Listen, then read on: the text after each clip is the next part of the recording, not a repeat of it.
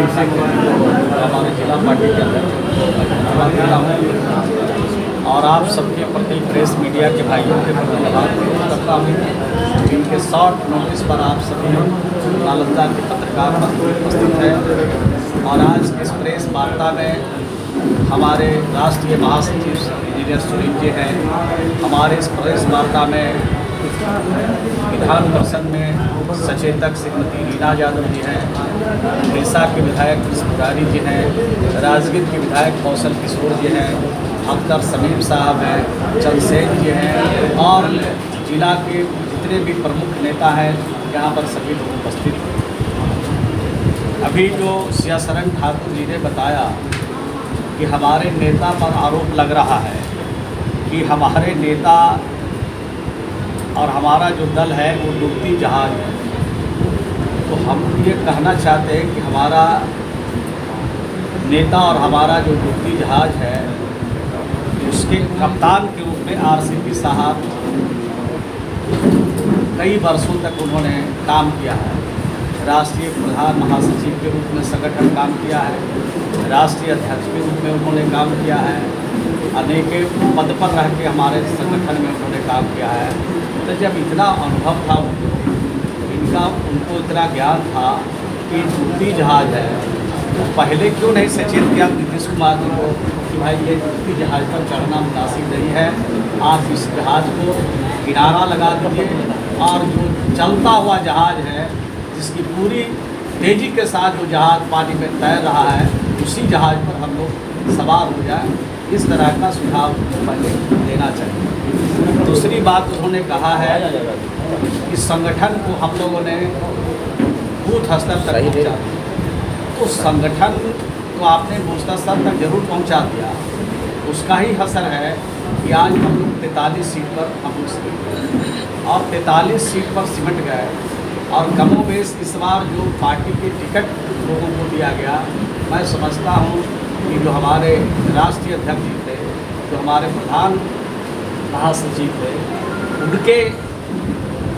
कहने पर ही लोगों का अधिकांश लोगों को टिकट मिला और ज़्यादातर सीट हम लोग हार गए, यानी 50% से भी ज़्यादा सीट हम लोग हार गए। तो संगठन तो इतना धारदार बना, संगठन इतना मजबूत बना कि हमारा संगठन के बारे में नीतीश कुमार जी को मालूम नहीं था कि सचमुच ये डुबाने वाले जहाज को जो नायक थे वो डुबाने के लिए पहले से काम कर रहे हैं। अगर इस बात की जानकारी नीतीश कुमार जी को पहले होती तो मैं समझता हूँ कि जहाज के ड्राइवर को वो ज़रूर बदलते और दूसरा ड्राइवर ज़रूर रखते, दूसरा आदमी को ज़रूर उस जगह पर रखते जो उस जहाज को डूबने से बचाता। तो हमारी जहाज तो कमोबेश जिनके हाथ में बागडोर नीतीश कुमार जी ने सौंपा वो तो डुबा चुके हैं। अब जो बचा हुआ है वो जहाज अब डूबने वाला नहीं है, अब तेज़ी से तैरने वाला जहाज है और उसके कप्तान भी बदले गए हैं, उसके सारे पार्ट पुर्जे भी बदले गए हैं और जब सारा पार्ट पुर्जा और सारा चीज़ बदला गया है तो तेज़ी से जहाज हमारा तैरेगा, दौड़ेगा और आगे बढ़ेगा। इससे काम नहीं करेगा।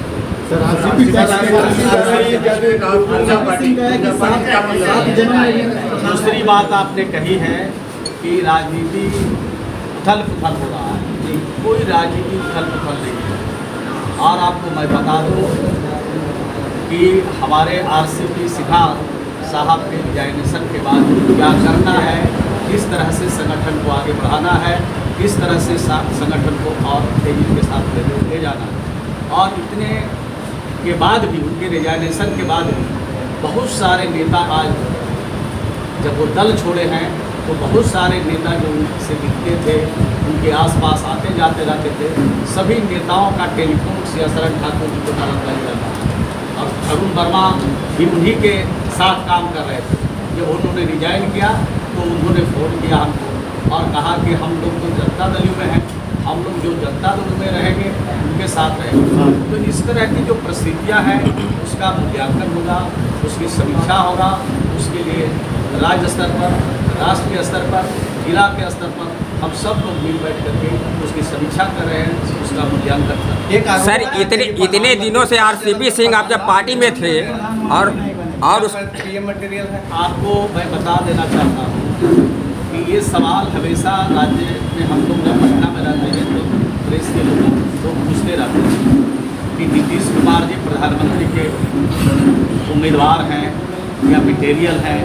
अभी राष्ट्रपति का चुनाव हो रहा था, तब हमसे पूछा था प्रेस के लोगों ने कि नीतीश कुमार जी प्रधानमंत्री के लायक मटेरियल हैं कि नहीं हैं, प्रधानमंत्री के उम्मीदवार हैं कि नहीं हैं।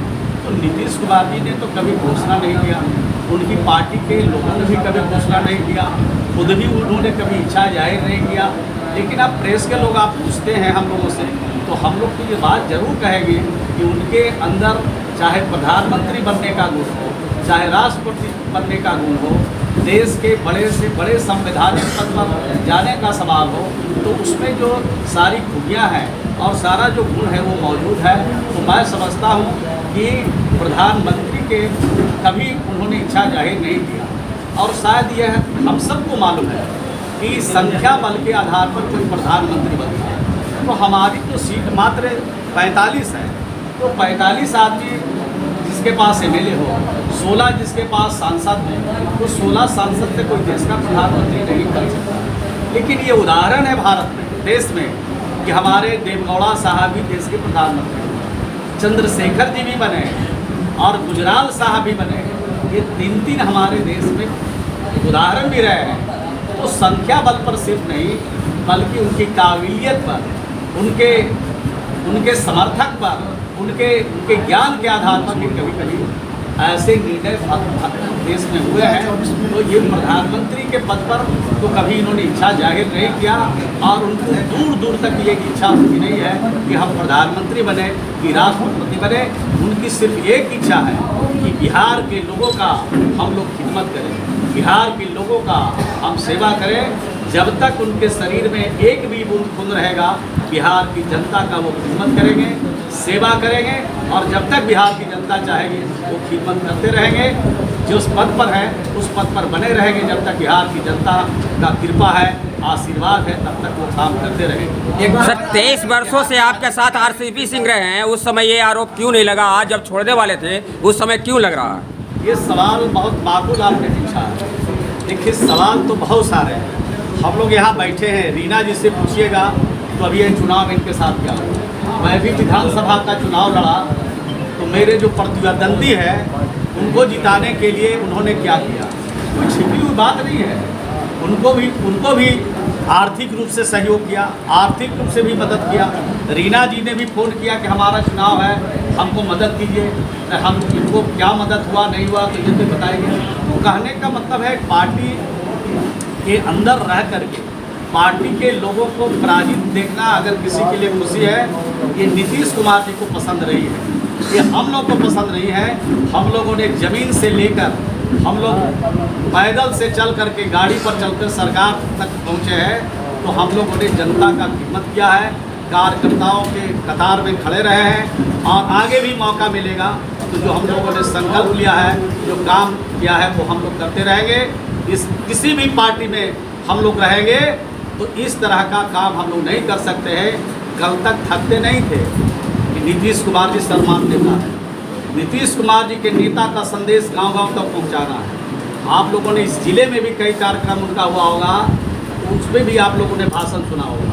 तो जब बड़ाई करते थकते नहीं थे, आप बुराई करते थक नहीं रहे हैं, तो ये तो फैसला जनता करेगी, जनता मालिक होती है, जनता इसका फैसला। 72 घंटा क्या कुछ कहेंगे सर? 72 घंटा कितने खास रहेगा बिहार के लिए सर? बिहार में विधायक दल की बैठक बुलाई गई है पटना में, क्या पटना में सर 3 दिनों की जो लगातार मैंने क्या कहा? मैंने कहा कि जब इस तरह के रिजाइनेशन किसी का होता है, पार्टी में कहीं कोई छोड़ देते हैं, उस पर पार्टी समीक्षा करती है, पार्टी उस पर विचार करती है। कार्यकर्ता के साथ यहाँ हम लोग बैठे, कुछ लोग पटना में बैठे, हर जिले में इस पर मंथन हो रहा है। और जो लोग आ रहे हैं, जो उनके साथ घूम रहे थे, वो आ रहे हैं, उनका स्वागत वो लोग कर रहे हैं कि सभी लोग आइए, एक साथ रहिए, और सब मिल बैठ करके जनता दल के जो जुटती जहाँ जिन लोगों ने बना दिया था, उसमें ऐसा जान फूकिए कि जनता दल के अलावे दूसरा का जहाज नहीं चले, इसी पर सवार होकर के जिसको जहाँ चलना है चले। सर बीजेपी के साथ आपका जदयू का जो है दूरियां बढ़ रही है, इसके बारे में हमसे जुड़े रहने के लिए और इसी प्रकार की ताज़ा खबरों को पाने के लिए हमारे यूट्यूब चैनल बिहार टीवी को सब्सक्राइब करें और तुरंत नोटिफिकेशन पाने के लिए बेल आइकन को प्रेस करना